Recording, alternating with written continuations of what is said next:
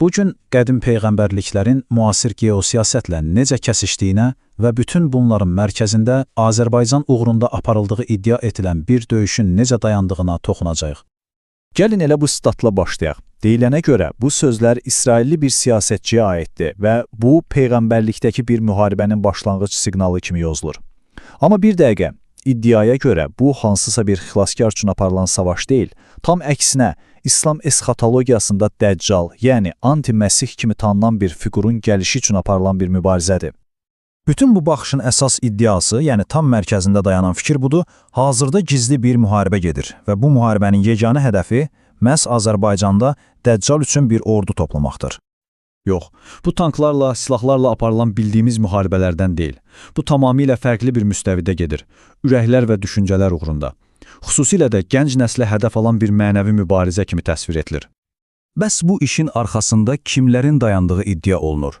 Baxın, burada çox yüksək səviyyəli siyasi fiqurların adı çəkilir və deyilənə görə onların bəyanatları əslində Mehdiyə qarşı apardıqları ölüm-dirim mübarizəsində vahid bir cəbhə olduqlarını göstərir.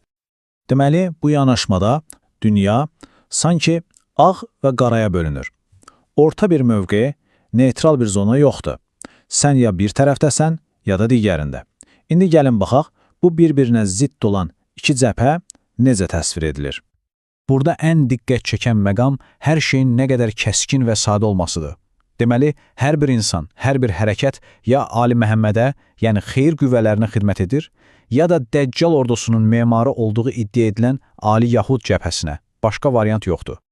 Yaxşı, əgər bu döyüş beyinlərdə gedirsə, onda silah nədir? Əlbəttə ki, ideyalar və hekayələr. İddiaya görə, məhz bu silahların vasitəsilə bir mədəniyyət sıradan çıxarılır və onun yerinə tamamilə başqa bir mədəniyyət yeridilir. Bu mədəni müharibə argumentinin tam mərkəzində isə iki böyük hadisənin toqquşması dayanır. İddia olunur ki, Holokost hekayəsi Azərbaycanda məqsədyönlü şəkildə təbliğ olunur. Niyə? Şiə kimliyinin təməl daşlarından sayılan Kərbala hadisəsinin əhəmiyyətini azaltmaq və unutturmaq üçün. Bəs gəncləri öz dəyərlərindən uzaqlaşdırmaq üçün konkret hansı taktikalardan istifadə olunur? Baxın, iddiaya görə bu mədəni dəyişikliklər heç də təsadüfi deyil. Bütün bunlar gənclərin mənəvi cəhətdən tərk-silah etmək üçün düşünülmüş bir strategiyanın hissələridir. Yaxşı, bəs bütün bu münaqişə, bu iddialar haradan qaynaqlanır? Təbii ki, hər şey axır zamanla bağlı konkret peyğəmbərliklərə bağlanır. Gəlin indi bu böyük hekayənin əsas qəhrəmanlarına və anti-qəhrəmanlarına bir nəzər salaq. Deməli, bir tərəfdə Mehdi var, gözlənilən xilaskar, dünyaya ədaləti gətirəcəyi vəd edilən fiqur, bütün Ali Məhəmməd cəbhəsinin mübarizəsi məhz onun zuhuruna zəmin hazırlamaq üçündür. Və təbii ki, hər qəhrəmanın bir də əsas düşməni olur. Bu hekayədə həmin rol Süfyaniyəyə verilib. O, Mehdinin əzəli rəqibi və Dəccalın ordusuna rəhbərlik edəcək zalim lider kimi təsvir edilir.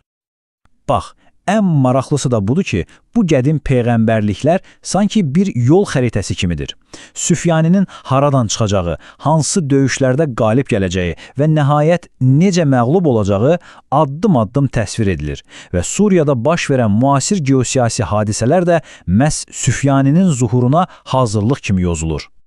Bütün bu təhlil isə bir xahişlə və ya müraciətlə bitmir. Əksinə, qarşı tərəf hesab edilən qüvvələrə ünvanlanmış olduqca kəskin və birbaşa xəbərdarlıqlarla yekunlaşır. Bu əslində bir növ bəyanatdır. Yəni, mübarizə artıq başlayıb və Şiə dünyasının qırmızı xətti sayılan hər hansı bir dəyərə hücum olunarsa, buna cavab olaraq qarşı tərəfin ən həssas nöqtələrinə, onların təməl hekayələrinə birbaşa zərbə endiriləcək. Və bütün bunların nəticəsində Azərbaycan gənclərinə konkret bir çağırış edilir. Oyanın, bu böyük mənzərəni görün, düşməninizi tanıyın və peyğəmbərlikdəki bu son döyüşdə öz rolunuza hazırlaşın.